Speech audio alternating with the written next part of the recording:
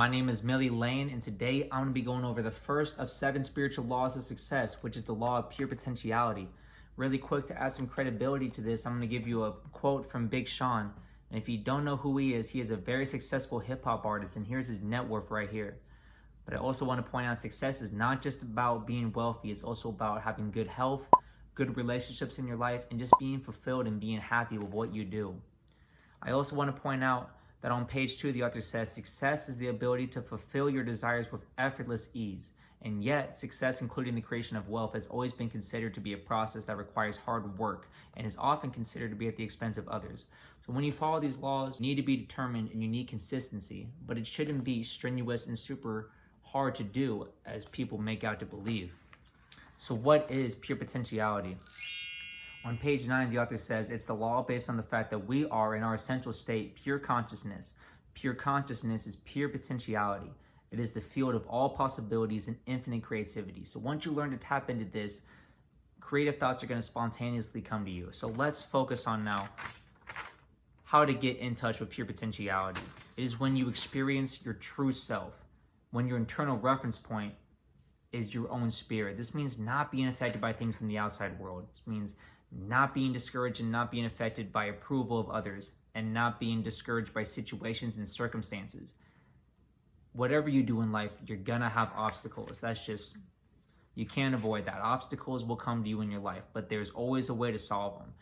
Don't be afraid to seek help from other people, seek help from YouTube, seek help from the internet if it actually gives you good information. Don't be discouraged by obstacles, because there is a solution and you will find a way to solve them. And do not worry about the criticism and approval of others. Don't worry about how you dress because of how you think it's going to make other people feel about you. You're not going to care about if other people love you if you don't love yourself first. You need to have self-love.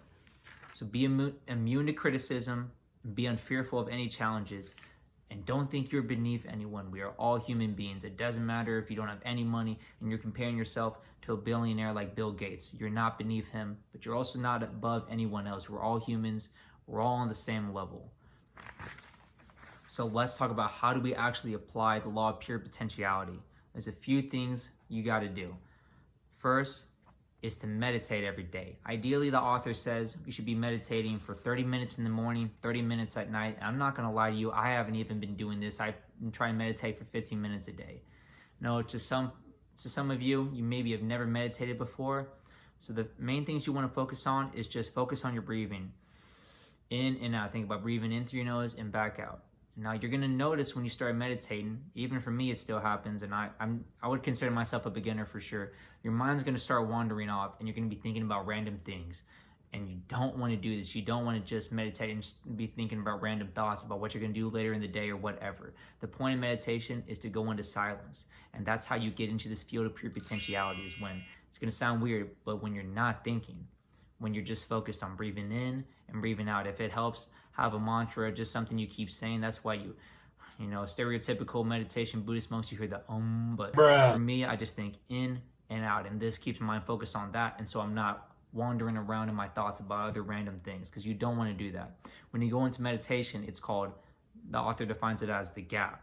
It's your connection to the field of pure potentiality. I'm sorry if I've beaten that phrase to death already. That's the first step.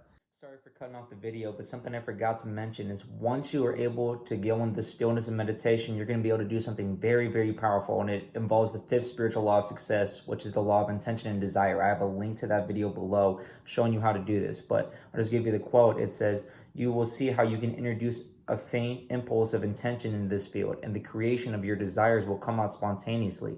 But first you have to experience stillness.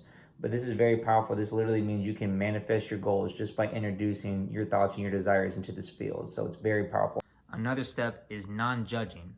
This means non-judging anything that comes throughout your day. Don't judge people based on good or bad, or on situations, whether it's something you see on the news as good, bad, right, or wrong. Just think, as he breaks it down on page 24, I will practice non-judgment. I will begin my day with a statement, today I shall judge nothing that occurs. And throughout the day, I will remind myself not to judge. So you have meditation, non-judging, and then another one is being out with nature.